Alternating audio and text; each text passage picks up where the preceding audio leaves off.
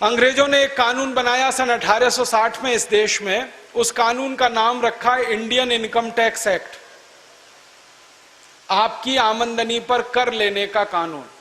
दुनिया के इतिहास में पहली बार भारत से यह शुरू हुआ, आमदनी पर कर लेने का कानून, इनकम पर टैक्स लेने का कानून। हिंदुस्तान के इतिहास में मैंने बहुत ढूंढा, कोई एक राजा ऐसा नहीं मिला जिसने कभी इनकम पर टैक्स लगाया। इस देश में तो ऐसे राजा हुए जो कहा करते थे कि इनकम को कभी भी टैक्स मत लगाओ, टैक्स लगाना है तो खर्चे पर लगाओ, एक्सपेंडिचर पे लगाओ। एक महान व्यक्ति हुए इस देश में जिनका नाम था आचार्य चाणक्य। संयोग से वो इस देश के प्रधानमंत्री बन गए और उन्होंने प्रधानमंत्री बनते ही एक व्यवस्था की कि किसी पर कोई कर नहीं होगा। ये उनकी फिलॉसफी थी। उनका कहना था कि जिस राज्य की प्रजा पर कर ज्यादा होता है वो राज्य भिखारी होता है। वो कहते थे कर लगा के राजा के हाथ में ज्यादा पैसा देना बहुत बड़े खतरे को निमंत्रण देना है। राजा का दिमाग कब खराब हो जाए और कब आपके दिए गए कर को वो बर्बाद करना शुरू कर दे, आप क्या करेंगे? इसलिए कहते थे पैसे लोगों के हाथ में रहने चाहिए, समाज के पास रहने चाहिए, राजा के पास कम से कम पैसे आने चाहिए, इसलिए कर कम से कम होना चाहिए। तो उन्होंने ये व्यवस्था दी थी। परिणाम जानते हैं क्या हुआ? जितने साल चाणक्य इस देश के प्रधानमंत्री रहे, भारत दुनिया में सोने की चिड़िया जैसा देश था, क्योंकि लोग संपन्न थे, लोगों के पास संपत्ति थी, क्योंकि लोगों का पैसा सरकार के हाथ में नहीं जा रहा था। तो लोग संपन्न थे, लोगों के हाथ में संपत्ति थी, पैसा लोगों के पास था, समाज के पास था। चाणक्य के रास्ते पर जो जो राजा इस देश में चला, जैसे चंद्रगुप्त विक्रमादित्य, जैसे चंद्रगुप्त मौर्य, जैसे समुद्रगुप्त, जैसे हर्षवर्धन, ऐसे 20 राजा थे जिन्होंने चाणक्य की फिलॉसफी को अपनाया और उन्होंने कर नहीं लगाया, कोई टैक्स नहीं लगाया। परिणाम यह हुआ कि जिस जिस राजा ने टैक्स नहीं लिया, हर एक राजा के राज्य की प्रजा सुखी थी, संपन्न थी, धन था, संपत्ति था, ऐश्वर्य था और भारत दुनिया में सोने की चिड़िया कहलाता था। अंग्रेजों ने पहली बार इस देश में कानून बनाया और इनकम पर टैक्स लगाया और 1860 में यह कानून पारित हुआ और इस देश में लागू हुआ। जब यह कानून ब्रिटिश संसद ने पारित किया तो इस पर बहुत बहस हुई और उस बहस के सारे दस्तावेज ब्रिटिश पार्लियामेंट से मैंने निकाले और उनका जब अभ्यास किया तो चित्र कुछ और ही दिखाई दिया। अंग्रेजों ने यह कानून क्यों लगाया, क्या जरूरत थी इस कानून को लगाने की? पता यह चला कि 1860 से 3 साल पहले 1857 में क्रांति हुई थी इस देश में। उस क्रांति को हम आजादी का पहला संग्राम मानते हैं। अंग्रेज उसको सैनिक विद्रोह कहा करते थे, हम उसको आजादी का पहला संग्राम मानते थे। उस क्रांति में नाना साहब पेशवा, तात्या टोपे, झांसी रानी लक्ष्मीबाई, नाना फडणवीस, इन क्रांतिकारियों ने एक बड़ा समूह बनाया था, बहुत बड़ा संगठन तैयार किया था और यह संगठन बनाने का काम 1856 से शुरू हुआ था। बिठूर नाम के गांव में कानपुर के पास पहली बैठक हुई थी और इस बैठक में 4 लोग शामिल हुए थे, नाना साहब पेशवा, तात्या टोपे, अजीमुल्ला और झांसी की रानी लक्ष्मीबाई। इन चारों ने मिलकर तय किया था कि अंग्रेजों के खिलाफ कोई बड़ी संग्राम की स्थिति बनानी चाहिए देश में। तो तय हो गया, संगठन के लिए गांव-गांव घूमना शुरू किया। 1 साल में संगठन इतना बड़ा हो गया कि उत्तर से दक्षिण, पूरब से पश्चिम 350 स्थानों पर समूह तैयार हो गए क्रांति के लिए और इन सब ने मिलकर एक तारीख तय की कि 31 मई 1857 को एक साथ पूरे देश में अंग्रेजों के खिलाफ बगावत की जाएगी और अंग्रेजों का शासन उखाड़ कर फेंक दिया जाएगा। जब यह तय हो गया और उसके लिए प्रयास शुरू हुआ, उसी समय एक दुर्घटना घटित हो गई। दुर्घटना क्या घटित हो गई? भारत देश में एक अमर शहीद हुए, उनका नाम था मंगल पांडे। अंग्रेजों ने उनको फांसी पर चढ़ा दिया। बैरकपुर की छावनी में उनको फांसी दे दी गई 8 अप्रैल 1857 को। मंगल पांडे ने किया क्या था? उनको एक दिन ये पता चला कि अंग्रेजों की सेना में काम करते हुए जो कारतूस इस्तेमाल किए जाते हैं उस पर गाय की चर्बी लगी होती है। उन्होंने इस बात को कंफर्म करने के लिए, पक्का करने के लिए एक अंग्रेज अधिकारी मेजर जनरल ह्यूसन के साथ संपर्क किया और पूछा कि क्या यह बात सच है कि कारतूस पर गाय की चर्बी लगी होती है।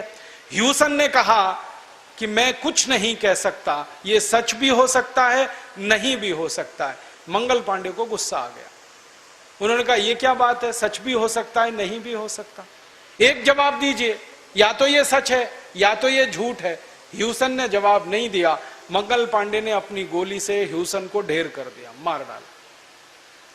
फिर ह्यूसन जैसा एक दूसरा अधिकारी था, उसने मंगल पांडे को पकड़ने की कोशिश की।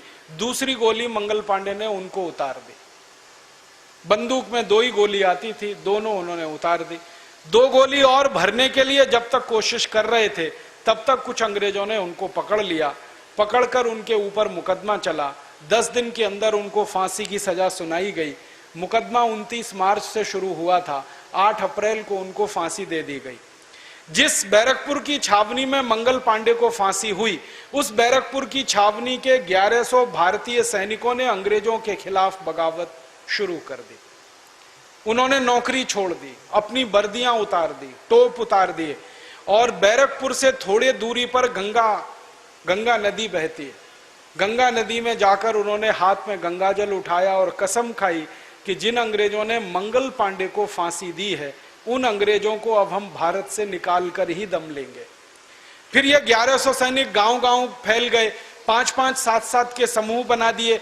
गांव-गांव में इन्होंने प्रचार शुरू कर दिया और अंग्रेज कैसे गाय पर अत्याचार कर रहे हैं वो कहानी घर घर सुनाना शुरू कर दिया। अंग्रेजों ने उस जमाने में कुछ कत्ल खाने खोले हुए थे, जहां हजारों गायों का कत्ल होता था। उनका मांस अंग्रेज खाया करते थे और हिंदुओं को चिढ़ाया करते थे। ये बात फैलती गई, गाय हमारे लिए पूजनीय है, गाय हमारे लिए पवित्र है, हम उसका कत्ल होते देख नहीं सकते, कोई भी सामान्य भारतवासी नहीं देख सकता। तो भारतवासियों का खून उबलने लगा और धीरे धीरे क्रांति के लिए माहौल बनने लगा। ये माहौल एक दिन फट गया। 10 मई 1857 को मेरठ में कई क्रांतिकारियों ने अंग्रेजों को घर में जिंदा जला दिया और वहां से चिंगारी भड़क गई। 10 मई को मेरठ में अंग्रेज जले, 11 मई को दिल्ली में जलाए गए, फिर 12 मई को बरेली में, शाहजहांपुर में, फिर सहारनपुर में, फिर रुड़की में, फिर हरिद्वार में, अलीगढ़ में, इटावा में, मेरठ में, उसके बाद एटा में, पूरा 350 नगरों का काफिला, जहां अंग्रेजों के घर धू-धू करके जल गए। बहुत सारे अंग्रेज जलकर मर गए। जो अंग्रेज भागने की कोशिश कर रहे थे, उनको भारतवासियों ने गले से काट दिया, हंसियों से काट दिया, गड़ासों से काट दिया। इस 1857 की क्रांति में सारे देश में 3,64,000 से ज्यादा अंग्रेज मारे गए। 4 महीने में, सिर्फ मई का महीना, जून का महीना, जुलाई का महीना, अगस्त का महीना, 1 सितंबर 1857 को सारा देश अंग्रेजों की गुलामी से आजाद हो गए। कहीं भी देश में यूनियन जैक नहीं था, हर जगह पर भारत देश का झंडा था, हर एक रियासत इस देश की आजाद हो गई। इस पूरी लड़ाई में 4.5 से 5 करोड़ भारतवासियों ने भाग लिया अंग्रेजों के खिलाफ।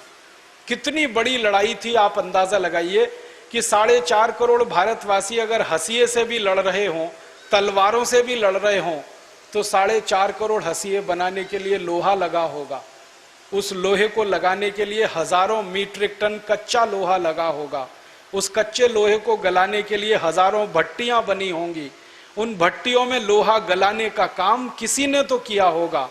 और मैंने जब इतिहास ढूंढा तो पता चला कि हजारों टन कच्चे लोहे से हंसिया बनाना, कच्चे लोहे से तलवार बनाना, बंदूकें बनाना, नाल बनाना, ये जिन लोगों ने किया, उनको हम इस देश में बंजारा जाति के लोग कहते हैं, जो गांव-गांव, गली-गली अपना एक छोटा सा आशियाना बनाकर रहते हैं, जो अपना पक्का घर कभी नहीं बनाते, किसी भी शहर के गांव के बाहर बस जाते हैं। उनकी एक छोटी सी बैलगाड़ी होती है, उसी में उनकी पूरी जिंदगी ढोती है। वो कहीं भी बैलगाड़ी खड़ी होती है, वहीं गांव बस जाता है, थोड़े दिन वो रहते हैं, फिर दूसरे गांव में चले जाते हैं। एक बार ये बंजारा जाति के लोगों से मैंने पूछा, आप अपना घर बना के पक्का क्यों नहीं रहते? तो उन्होंने जवाब दिया मुझे, उन्होंने कहा, हमारे राजा ने जब अपनी जिंदगी में कभी अपना घर नहीं बनाया, तो हम कैसे बना सकते? तो मैंने आपसे उनसे पूछा आपका राजा कौन था? उन्होंने कहा महाराजा राणा प्रताप हमारे राजा थे, जिन्होंने जिंदगी भर अपने लिए घर नहीं बनाया, हम कैसे बना सकते हैं? हम उन्हीं के वंशज हैं और हम तब तक अपनी जिंदगी ऐसे ही बिताएंगे जब तक हमारे राजा के प्राण वापस हम में किसी में नहीं आते, पुनर्जन्म नहीं होता। तो ऐसे बंजारा जाति के लोग करोड़ों टन उन्होंने लोहा गलाया, हसिया बना के दिया, तलवार बना के दी, बंदूकें बना के दी। फिर मन में प्रश्न आता है कि कच्चा लोहा लाने के लिए पैसे लगे होंगे, वो पैसे कहां से आए? किसी ने पैसे दिए होंगे। तो समाज के व्यापारियों ने, उद्योगपतियों ने पैसे दिए। अंग्रेजों के दस्तावेज बताते हैं कि 1857 की क्रांति में 480 करोड़ रुपए खर्च हुए थे और उस जमाने के 480 करोड़ रुपए को आज अगर आप गिनना चाहें तो 300 से गुणा करना पड़ेगा। इतनी बड़ी रकम व्यापारी और उद्योगपतियों ने दान में दी। तो अंग्रेजों की संसद में बहस यह हुई कि आखिर इतना पैसा भारतवासियों के पास आया कहां से? तो भारतवासियों ने कहीं से ये कमाया, लूट के तो नहीं लाया। और वो कमाने का तरीका ये था कि 3000 साल से भारत के व्यापारी और उद्योगपति दूसरे देशों में अपना माल बेचने के लिए जाया करते थे और बदले में सोना और चांदी कमाकर लाया करते थे। भारत का कपड़ा बिकता था दूसरे देशों में। आपने कभी सुना होगा ढाका की मलमल बनती थी, सूरत की मलमल बनती थी। मलमल का 15 मीटर का एक थान होता था, वो इतना नरम और मुलायम होता था कि तह बनाते बनाते आप एक माचिस की डिब्बी में उसको रख सकते थे। 15 मीटर का कपड़े का थान एक अंगूठी के छल्ले में से पूरा खींच कर निकाल सकते थे। इतनी बारीक बुनाई इस देश में हुआ करती थी। और वो कपड़ा बेचने जब भारत के लोग दुनिया भर में जाया करते थे तो आपको सुन के अच्छा लगेगा कि वो कपड़ा तराजू के एक पलड़े में रखा जाता था और उसके वजन के बराबर सोना दूसरे पलड़े में रखा जाता था। सोने के बदले में हम अपना कपड़ा बेचते थे। हमने कपड़ा बेचकर सोना कमाया इस देश में, हमने लोहा बेचकर सोना कमाया इस देश में। 36 तरह की वस्तुएं भारत की जाती थी बिकने के लिए, उसमें से सोना चांदी बह बहकर भारत में आता था।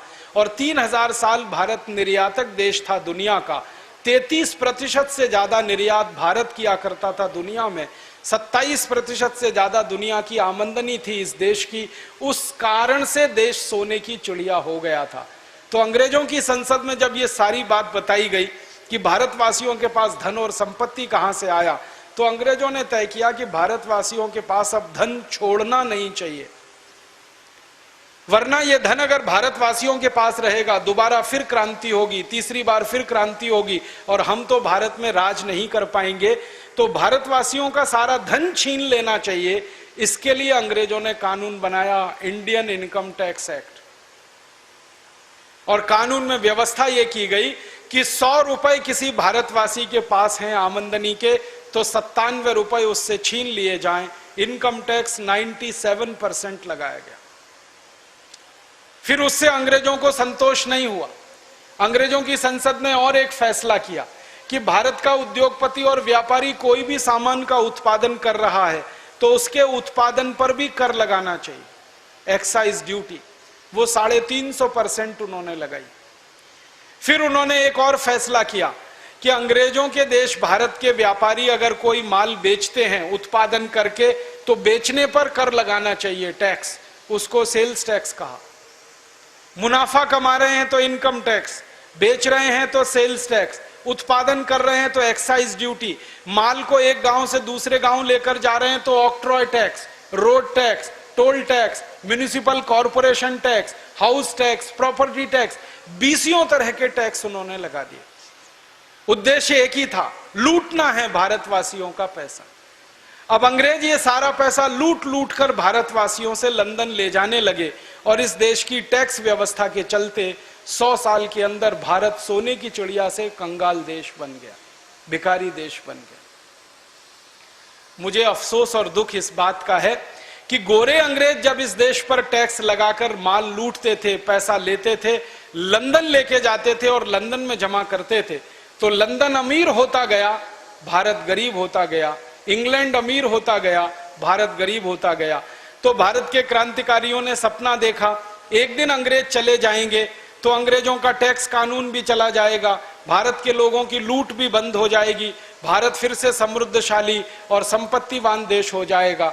लेकिन 15 अगस्त 1947 को गोरे अंग्रेजों के चले जाने के बाद काले अंग्रेजों के हाथ में इस देश की सत्ता आई। टैक्स के कानून वही के वही इस देश में लगाए गए, एक भी टैक्स काले भारतवासियों ने हटाया नहीं। अंग्रेज लूट रहे थे इस देश को और लंदन ले जा रहे थे टैक्स का पैसा। अब इन काले अंग्रेजों ने 62 साल इस देश को लूटना शुरू किया और पैसा ले जाकर स्विट्जरलैंड में जमा करना शुरू किया। लूट की तो दोनों ही व्यवस्थाएं इस देश में चल रही। कैसे कहें कि देश आजाद हो गया? अंग्रेज लूटते थे एक साल में 70,000 करोड़, ये अंग्रेजों की संसद के आंकड़े हैं। एक साल में टैक्स लगाकर, income tax, central excise duty, sales tax, octroi tax, toll tax, road tax, municipal corporation का टैक्स, 23 तरह के टैक्स अंग्रेजों ने लगाए थे। एक साल में 70,000 करोड़ लूट कर ले जाते थे लंदन। अब इन काले अंग्रेजों ने इस देश में आजादी के 62 साल के बाद 64 तरह के टैक्स लगाए हुए हैं और हर साल 20 लाख करोड़ रुपए देश से लूट रहे हैं और लूट कर ये धन स्विट्जरलैंड की बैंकों में जमा कर रहे हैं। नेताओं के घर भर रहे हैं, हमारे घर खाली हो रहे हैं। ऐसी लूट की व्यवस्था जिस देश में चल रही है उसमें हम कहते हैं लोकतंत्र है। ये लोकतंत्र है कि लूट तंत्र है? इस देश के नेताओं को मैं पूछता हूं कि आप 64 तरह के टैक्स क्यों लगाते हैं इस देश के ऊपर? अंग्रेज 23 लगाते थे, आपने 64 टैक्स लगा दिए। करना तो यह चाहिए था कि अंग्रेजों के सारे टैक्स खत्म हो जाने चाहिए थे। तो काले अंग्रेज मुझे जवाब देते हैं कि देश का विकास करना है ना, उसके लिए पैसे चाहिए। तो फिर इन काले अंग्रेजों से पूछता हूं 62 साल में कितना विकास हो गया है देश का, जरा बताइए। आजादी के 62 साल में क्या विकास हुआ है? मैं आपको सरकार के आंकड़े बताता हूं। आजादी जब मिली 1947 15 अगस्त को, तो इस देश में 4 करोड़ 50 लाख लोग गरीब थे। अब आजादी के 62 साल के बाद इस देश में 84 करोड़ लोग गरीब हो चुके हैं। हमारे देश की जो वर्तमान सरकार है डॉक्टर मनमोहन सिंह की, इस सरकार ने एक कमीशन बनाया था। उस कमीशन का नाम है अर्जुन सेन गुप्ता कमीशन। उस कमीशन ने 5 साल इस देश में सर्वेक्षण किया और सर्वेक्षण के बाद बताया कि 84 करोड़ भारतवासियों की एक दिन की आमदनी 20 रुपए से कम है, इसलिए वो सब गरीबी की रेखा के नीचे हैं। आजादी आई थी तो 4.5 करोड़ गरीब थे, आजादी के बाद 84 करोड़ गरीब हो गए। गरीबी 21 गुना बढ़ गई इस देश में। काले अंग्रेजों को मैं पूछता हूं गरीबी इतनी क्यों बढ़ गई इस देश में, तो मूर्ख बनाने वाला उत्तर देते हैं और वो समझते हैं कि जैसे मैं तो मूर्ख बन जाऊंगा। वो मुझे उत्तर देते हैं नेता इस देश के, वो कहते हैं जी आबादी बढ़ गई इस देश की इसलिए गरीबी बढ़ गई। फिर मैं उनसे कहता हूं अच्छा बताओ आबादी कितनी बढ़ गई? हम आजादी के समय 32 करोड़ थे, अब आबादी में 115 करोड़ हो गए। हमारी आबादी लगभग 3.5 गुनी बढ़ गई, या मान लो 4 गुनी बढ़ गई, तो गरीबी 4 गुनी बढ़नी चाहिए, तो गरीबी 16 करोड़ होनी चाहिए। ये 84 करोड़ कहां से हो गई? तब वो जवाब नहीं देते। फिर मैं जवाब देता हूं, मैं कहता हूं इसका उत्तर मेरे पास है, आपके पास नहीं है। आजादी के 62 साल में इस देश के लोगों की लूट 21 गुना बढ़ गई, इसलिए गरीबी 21 गुना बढ़ गई इस देश। कितनी लूट हो रही है इस देश की। हमारे देश में एक प्रधानमंत्री हुए, उनका नाम था राजीव गांधी। उन्होंने 1984 में संसद भवन में ये बताया कि जब 1 रुपया मैं किसी गरीब आदमी के विकास के लिए दिल्ली से भेजता हूं तो उस गरीब आदमी के पास सिर्फ 15 पैसा पहुंचता है। ये 1984 में कहा। अब 2009 आ गया, भ्रष्टाचार बढ़ा है, कम नहीं हुआ है। अब दिल्ली से 1 रुपया जब चलता है गरीब आदमी के लिए तो शायद गरीब आदमी तक 10 पैसा भी नहीं पहुंचता है। लूट का 90 पैसा नेताओं की जेब में और अधिकारियों की जेब में चला जाता है। ये मैंने नहीं कहा, राजीव गांधी ने कहा। और राजीव गांधी के कहे हुए को कोई प्रधानमंत्री माई का लाल अभी तक झुठला नहीं सका। एक भी प्रधानमंत्री में हिम्मत नहीं हुई जो कहे कि राजीव गांधी ने गलत कहा। सब प्रधानमंत्री स्वीकार करते हैं लूट होती है। अब जरा अंदाजा लगाइए कि 1 रुपए में 90 पैसे की लूट अगर इस देश में हो रही है तो आपके दिए गए टैक्स के पैसे के 90% की लूट हो रही है। यह सीधा सा मतलब है। और हम टैक्स का कितना पैसा देते हैं? केंद्र सरकार को एक साल में 6.25 लाख करोड़ देते हैं, 31 राज्य सरकारों को कुल मिलाकर 12 लाख करोड़ देते हैं, म्युनिसिपल कॉरपोरेशन को मिलाकर, राज्य सरकार को मिलाकर, केंद्र सरकार को मिलाकर 20 लाख करोड़ का टैक्स देते हैं। केंद्र सरकार अलग योजना बनाती है गरीबी दूर करने की, राज्य सरकार अलग योजना बनाती है गरीबी दूर करने की, जिला सरकारें अलग योजना बनाती हैं गरीबी दूर करने की, और यह गरीबी ही दूर नहीं होती इस देश में। मैंने तो जब अभ्यास किया तो पता चला गरीबी तो नेताओं की दूर हो रही है और अधिकारियों की दूर हो रही है, आम आदमी की नहीं। नेता और अधिकारी जो लूट रहे हैं वो अपनी गरीबी दूर कर रहे हैं।